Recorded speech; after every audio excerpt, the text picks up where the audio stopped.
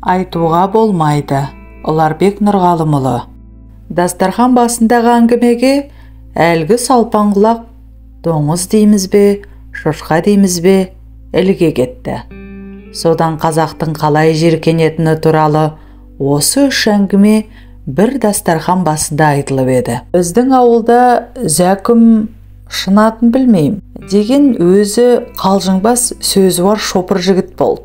Бір ақсақал сол жігіттің машинасымен алыс отардағы малынан тойға сояр қой әкеле жатыпты. Ұзын сонар тау жолында әбден қиналған тоқ малдар шыдамаса керек, маңырап тыпырлапты. Сонда әлгі Зәкім тыныш отырмай, өй мыналарың қайтеді, шошқа құсап тыпырлап. Ақсақал жуастау адам екен.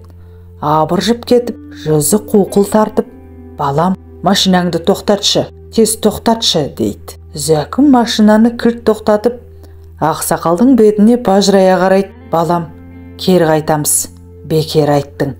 Сен малды харамға теңеп, харам қылып жібердің.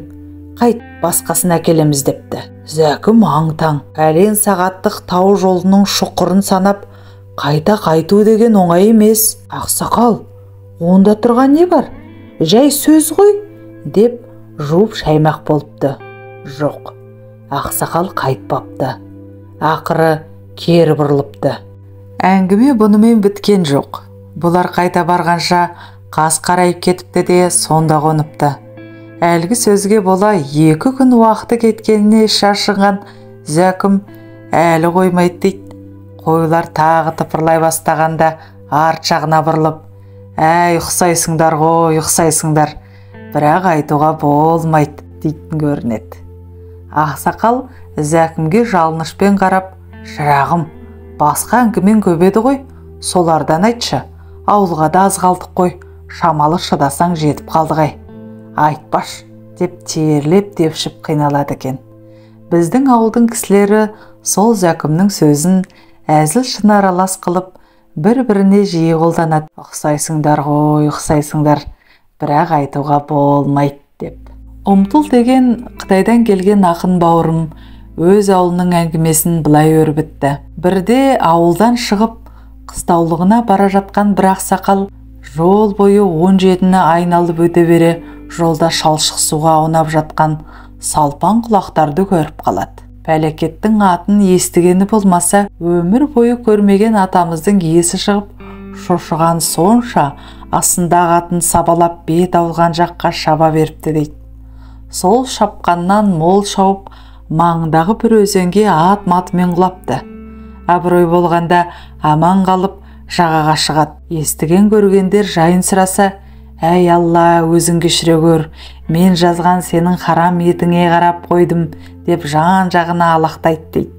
Сөйтіп, кейбіреулер ол кісіні ел арасында торайдан қашқан шал деп атайды екен. Нұрланның туған жері Ақмола облысындағы Қорғалжын өңірі.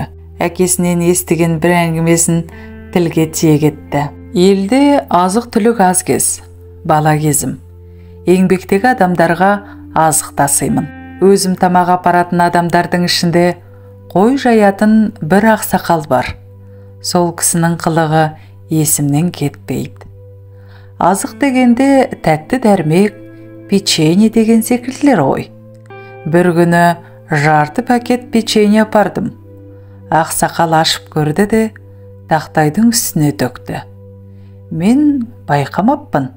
Неше түрлі аң құстың суреті бейнеленген печеньелердің ішінде шошқаның бейнесі де бар екен.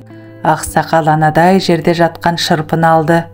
Әлгі бейнелеген печеньелерді бөлек іріктеді, сөйтті де даусы шығар шықпас кіжінді. Әлгілерді пакетіме қайтадан салды да далаға алып шықты. Мен таңмын. Не істер екен деп қарап тұрмын. Ол кісі барды да әлгілерді етаяқтағы суға салды. Сөйтіп әбден еріп, кейпі жоғалғаннан кейін күрекпен жерді қазып көмді де тастады. Сөйтті де көмген жерін нұсқап, ананы жедің бе? Сол боласың, деп зірк кетті. Үндемедім. Бала кезім ғой, ақсақалдың қылығында бір түрлі оғаштық, еріккендік бар секілді көрінді. Ол жай печенье ғой деп қоям. Енді ойласам, олай емес секілді.